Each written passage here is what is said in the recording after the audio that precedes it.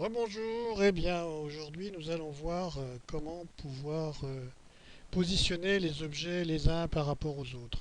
Pour cela, Xaraf offre des outils de positionnement et nous allons voir comment les mettre en œuvre. Eh bien pour commencer, nous allons prendre deux figures, le fameux petit rectangle et notre petit cercle. Cercle que nous prenons par son rayon.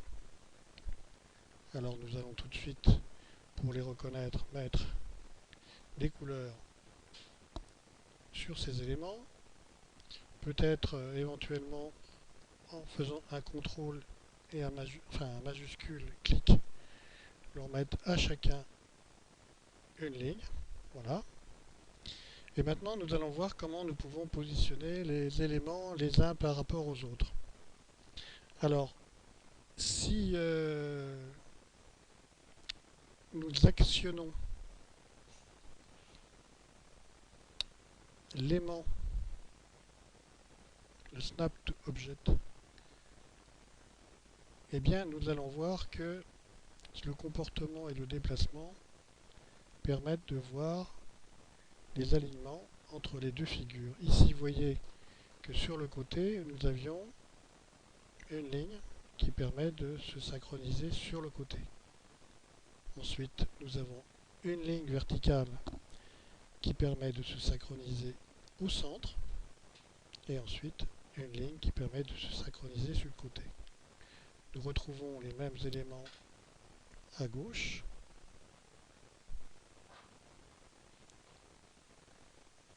Le centre. Donc, il est facile de centrer de cette façon-là les deux figures entre elles. Voilà des éléments qui nous permettent de faire positionner les éléments les uns par rapport aux autres. Autre petite situation, si je clique deux fois, vous voyez qu'au centre de ce rectangle apparaît une petite cible. Cette petite cible est déplaçable à tout endroit du rectangle. Imaginez que je la mets sur le coin du rectangle. À ce moment-là, vous voyez que c'est autour de ce point que le rectangle va tourner. Intéressant, n'est-ce pas? Si je le ramène ici, vous voyez que le point a changé. C'est comme s'il y avait un clou fixé à l'endroit de ce cercle. On a la même chose pour le cercle, mais pour le cercle, en fait, ce point est toujours ici. Il est difficile à voir.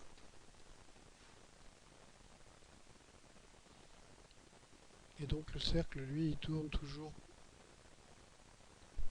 par rapport au centre qui a été défini ici. Si je mets le point ici, j'ai un centre que je peux faire tourner. Voilà. Et là maintenant, mon cercle tourne sur lui-même. Donc voilà pour en ce qui concerne l'aimant qui permet de positionner les objets les uns par rapport aux autres. Alors ceci est vrai également pour du texte. Hein. Donc on peut positionner un texte au milieu par rapport à un rectangle ou un cercle. On verra même que l'on peut mettre les éléments du texte le long du cercle. Maintenant nous allons voir dans cette barre d'outils qui est la barre d'outils de l'outil vecteur, donc un certain nombre d'éléments qui peuvent nous aider dans la fabrication de nos objets. Alors pour ce faire, je vais prendre un objet un peu distordu, donc je prends ici le Shape Painter Tool qui permet de dessiner des formes, n'importe lesquelles. Voilà une forme. Donc sur cette forme, qu'est-ce que je peux faire? Eh bien je peux la réduire. Je peux éventuellement la mettre juste au niveau de mon rectangle. mais je peux aussi vouloir une symétrie. Alors ma symétrie, elle s'est envoyée de l'autre côté parce que n'oubliez pas que j'avais le petit cercle qui restait. Donc ici, j'ai une symétrie, dans un sens, dans un autre. Ici, dans un sens, dans un autre. Si je veux dédoubler cette figure, je prends cette figure, je fais CTRL K, K comme clone, avec un K. Donc j'ai deux figures en fait. Si je fais ça, vous voyez que j'ai deux figures qui sont symétriques les unes par rapport aux autres. De même, un CTRL K qui fait une copie de l'objet sur lui-même et je me retrouve avec le symétrique de cet objet par rapport à l'horizontale.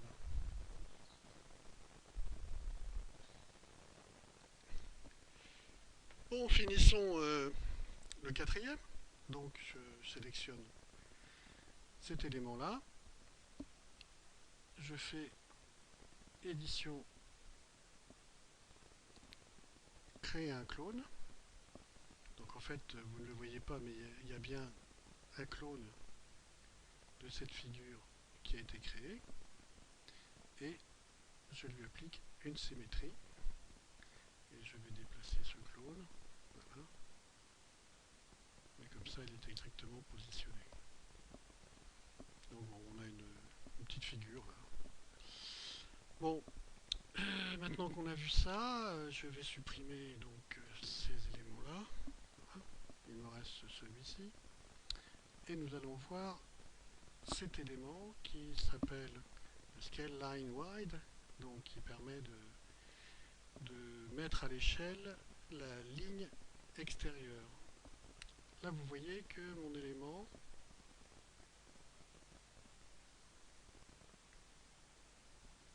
si je le raccourcis,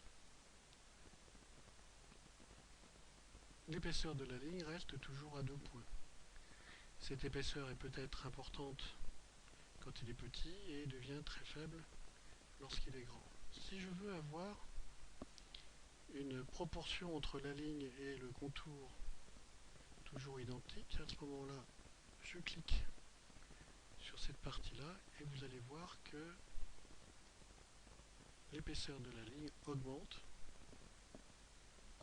avec la figure. Donc ça permet de garder des proportions entre la ligne et l'élément en fonction de sa dimension. Autre petite chose, si vous ne voulez plus voir apparaître ces petits éléments qui permettent de tracer, d'agrandir ou de ne pas agrandir, eh bien vous pouvez ici supprimer cet élément de façon à pouvoir le déplacer, mais vous ne pourrez plus bien sûr le changer de dimension. Ça peut être une protection pour éviter de changer une dimension d'un objet par mégarde. On verra ces autres éléments un peu plus tard. Regardons maintenant ces éléments-ci. Vous voyez que sur cet élément, vous avez un X et un Y qui en fait vous donnent l'adresse, si l'on veut, 3 cm 67 pour les X. Alors les X se mesurent comme ça. Et les Y, donc les Y se mesurent par rapport au point 0 jusqu'à là.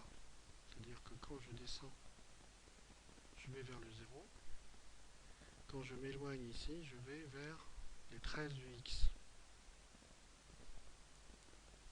Alors vous pouvez peut-être voir peut-être plus précisément le positionnement de cet élément si vous voulez faire apparaître les barres qui vous donnent l'endroit où se positionne cet élément.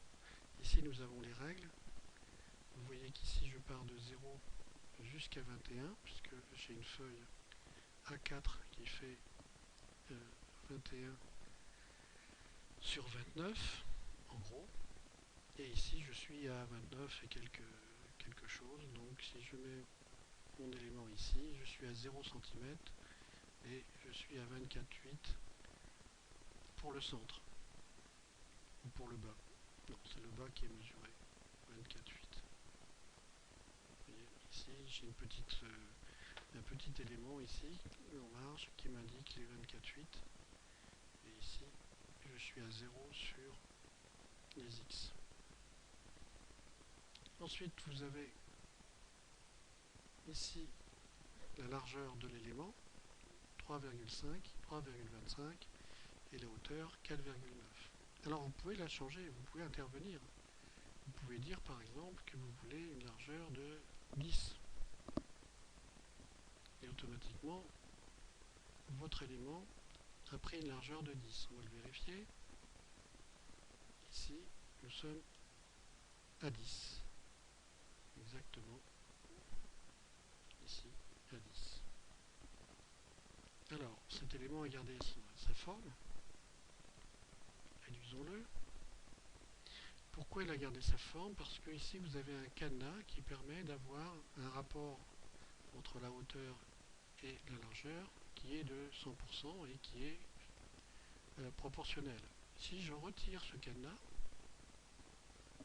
ici je dis que la hauteur est proportionnelle de 10%, vous voyez que mon objet s'écrase complètement. Bien sûr, je peux le rétablir, mais je n'ai plus un objet proportionnel. C'est terminé. Donc, d'habitude, on travaille toujours avec ce petit cadenas, mais de temps en temps, il est utile de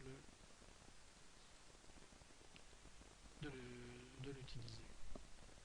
Autre petite chose ici, maintenant, c'est qui concerne la rotation de l'objet ou la déformation. Alors, ici, je vais appliquer une rotation progressive. Voilà. Et je peux revenir en arrière, bien sûr.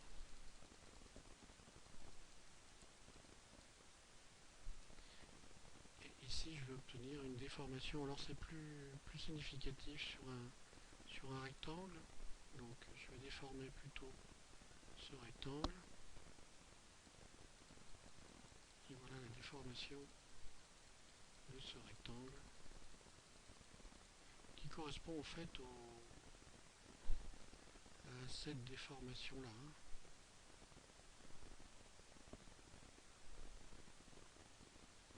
Voilà. Donc on a vu à peu près tous les éléments qui sont ici. Ici c'est pour supprimer ou pour afficher les possibilités de rotation. Ici c'est pour voir s'il y a eu l'utilisation de cet outil Fill Tool. Là ça n'a pas été le cas, donc on ne voit rien, donc je vais utiliser l'outil Fill Tool. Hop. Avec une lumière bleue. Et donc là, si je clique à l'extérieur cet objet, je demande à voir ou ne pas voir l'outil Fill Tool. Voilà. Ici, cette particularité me permet de voir les éléments qui sont à la base de la construction de la forme. Et ici, je peux modifier cette forme en utilisant ces éléments-là. Vous voyez, je peux tirer, je peux déformer grâce donc à ces points qui sont, je vous rappelle, les points de la courbe de Bézier. Monsieur Bézier étant l'inventeur de cette courbe. Eh bien, à bientôt dans la prochaine leçon.